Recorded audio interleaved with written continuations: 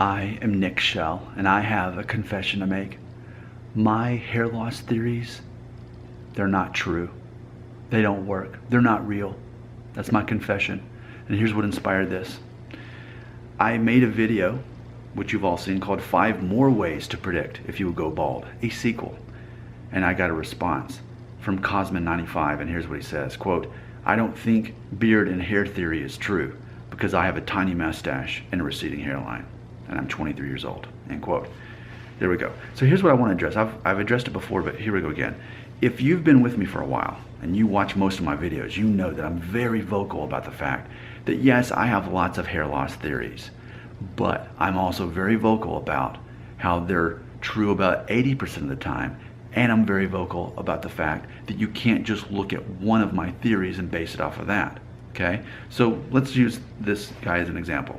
He says he's got a receding hairline, so let's say he's at least got like what I've got. And he can barely grow a mustache, it's very thin, okay? So that in itself would go against part of my theory, yes. He is the exception to the rule. But what about all the other stuff? What about all of my other theories, okay? So we all are very familiar with the beard theory. If you can grow a full connected beard by the time you're 18, you're more likely to have a receding hairline and go balding before you're 35 instead of after, okay?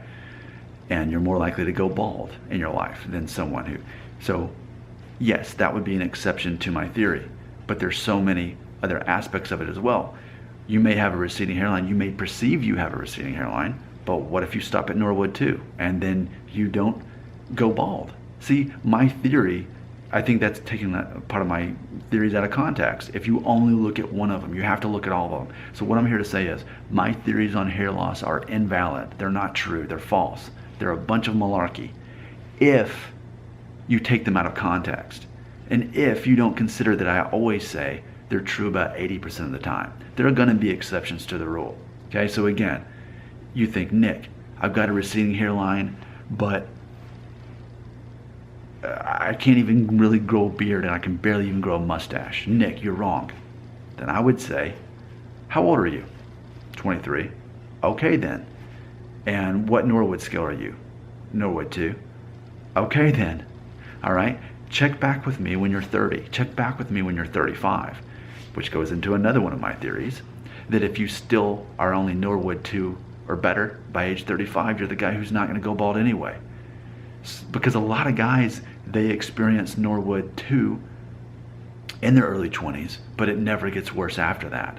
And I think, if anything, this comment reinforces my theories. I never said you couldn't be a Norwood 2 and then it just stops there. That's the case for a lot of guys. And I would go back to my other theory. Look at the photo of yourself when you're 1 year old. Chances are you're going to be a Norwood 2 in that photo. Chances are that's how you're going to be at age 35.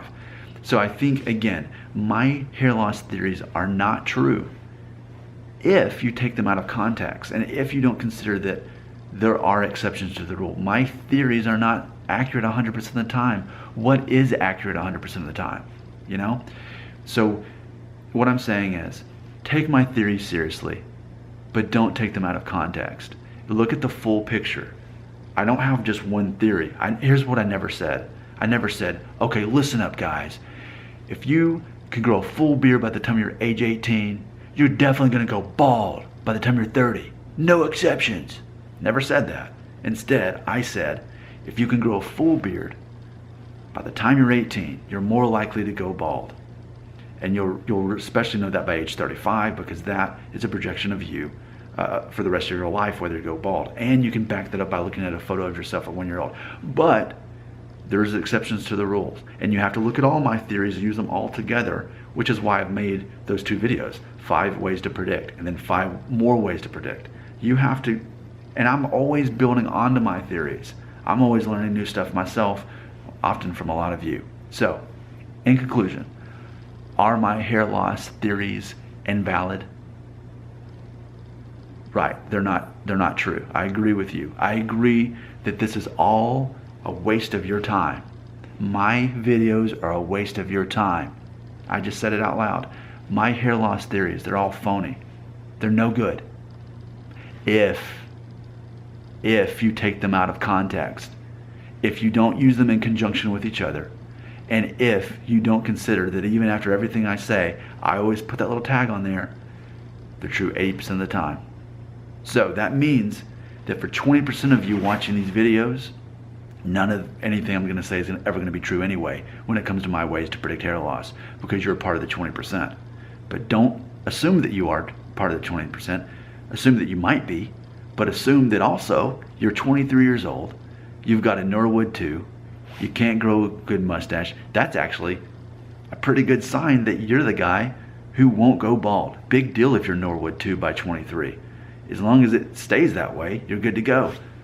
But check out the photo of yourself at 1 year old. Check that out. That's you at 35.